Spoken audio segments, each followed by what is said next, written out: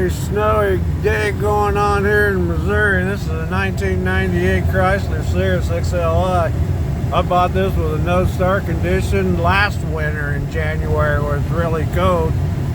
It would run 20 minutes and then just die. And it did die on me last winter right on the interstate coming home from Kansas City, and I was stranded. And it was cold in January. So this is what's going on here in Missouri. It's not a very good day here at all. But I got this fixed. Just started right up at 0 here. Whirled right over, taking a little drive here.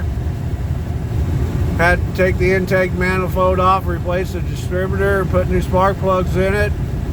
But it has made a world of difference in this 1998 Chrysler with 125,597 miles.